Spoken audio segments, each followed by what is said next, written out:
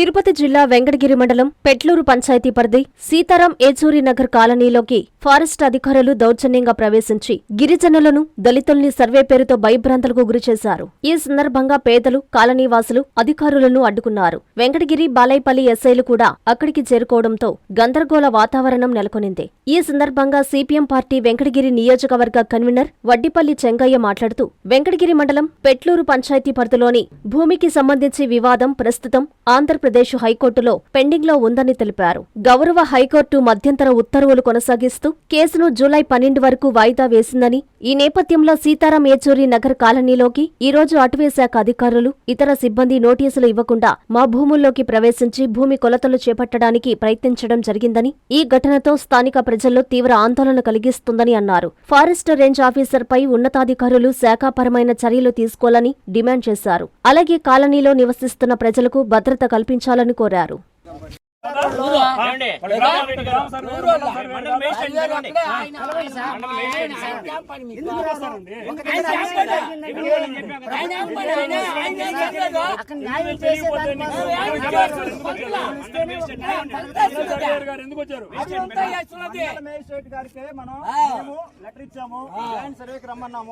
Magistrate గారు వారికి ఏదో పని ఉందని చెప్పేసి మండల సర్వేయర్ గారు వాళ్ళ సిబ్బందిని పంపించారు.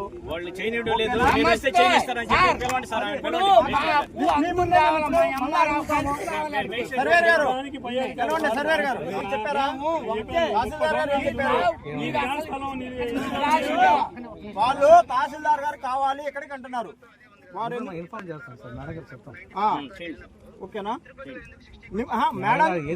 మేడం గారికి ఇంటిమేషన్ ఉంది కదా, ఏమండి ఇటు మేడం గారికి ఇంటిమేషన్ ఉందా లేదా పంపించాం కదా, చెప్పండి అంటున్నా సార్. కొంచెం అట్ట పోండి సార్.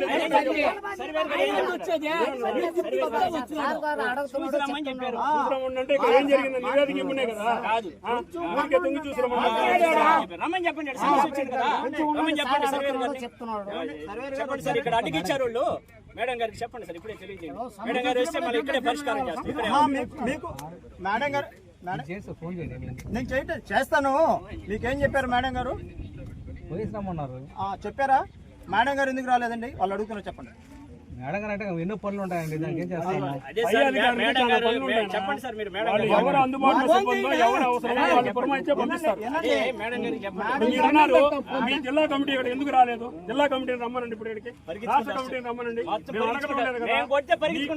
మీకు కూడా సమాధానం చెప్తున్నాం. మేము కొడితే పరిగించుకుంటూ వస్తారు. మీకు కూడా సమాధానం ఎందుకు చెప్తారు? మీరు స్థానిక నాయకుడు చుట్టుపక్కల పరిగిస్తారు. మేము కొడితే ఫోన్ కొడితే పక్కన కాదు, స్థానికులు మీకు సమాధానం నాయుడుపేట మేము కూడా లెటర్ పెడితే డిపార్ట్మెంట్ అంతా అడిగారు కదా, అడిగారు కదా, మేము కొడితే వస్తారు అంతే. మేము కూడా కొడితే వస్తారు.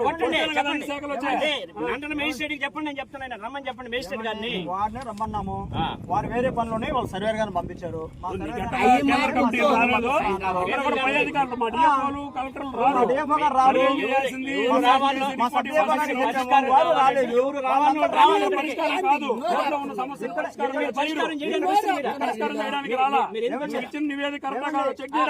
చెక్ చేయాలంటే వాళ్ళు ఉండాలి, అధికారులు.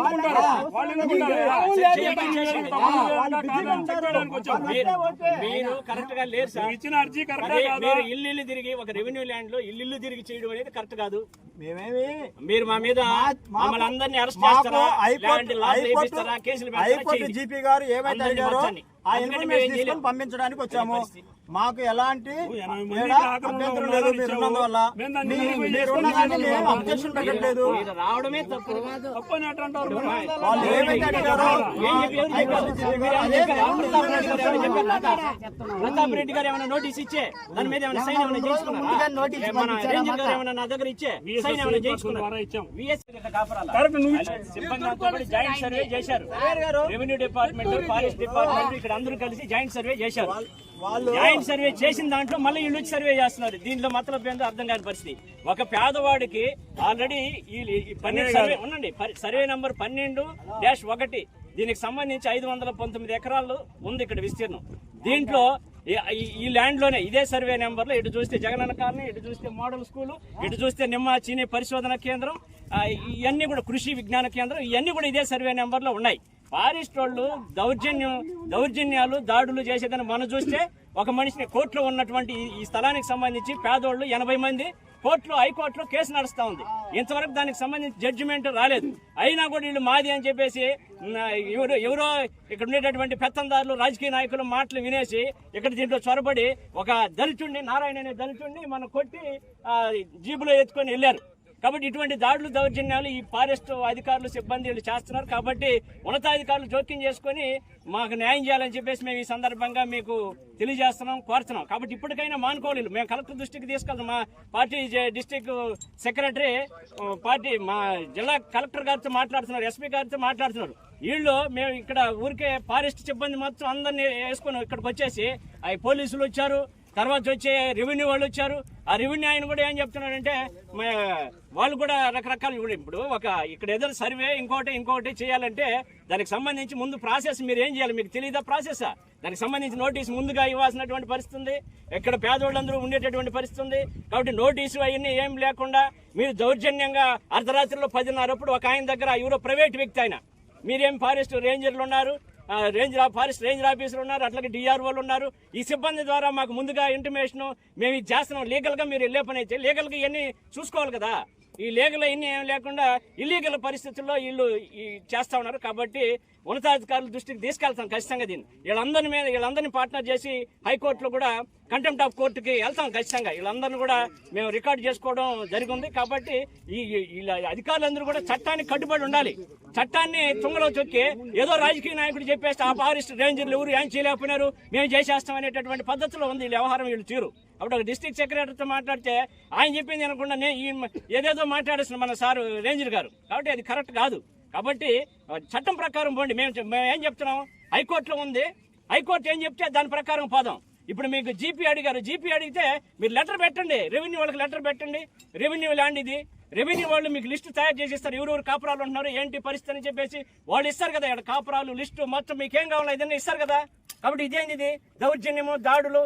మేము ఖచ్చితంగా ఇప్పుడు కూడా కేసు పెడతాం, ఎస్పీ గారి దృష్టికి తీసుకెళ్తాం. హైకోర్టులో కూడా వీళ్ళందరి మీద, ఇక్కడికి వచ్చినటువంటి వాళ్ళందరి మీద కూడా కంటెంప్ట్ ఆఫ్ కోర్టు ఖచ్చితంగా కంటెంప్ట్కి వెళ్తామని చెప్పేసి తెలియజేస్తున్నాం.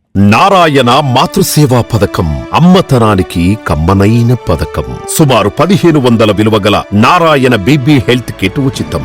అవుట్ పేషెంట్స్ కు ప్రతి నెల డాక్టర్ ఫీజు ఉచితం. అల్ట్రాసౌండ్ స్కానింగ్ ఉచితం. గర్భిణీ స్త్రీలు కాన్పు కోసం కానీ ఇతర అవసరమై హాస్పిటల్లో చేరినప్పుడు బెడ్ ఛార్జీలు ఉచితం. ప్రాథమిక వైద్య పరీక్షలు ఉచితం. మందులు ఉచితం. బ్లడ్ బ్యాంక్ నందు అవసరమైన వారికి రక్తం ఉచితం. 5 నుండి 9 నెలల గర్భిణీలకు ప్రతి నెల చెకప్ సమయంలో ఉచిత డ్రై ఫ్రూట్ బాక్స్ మరియు వేరుశెనగ చిక్కీలు ఉచితంగా ఇవ్వబడును. బిడ్డ పోషణ నిమిత్తం తల్లికి 3000 రూపాయల నగదు అందించబడును. కాన్పు కోసం అంబులెన్స్ ఉచిత పికప్ సదుపాయం కలదు. నెల్లూరు నగర పరిధిలో నారాయణ మాతృసేవా పథకం, నెల్లూరు.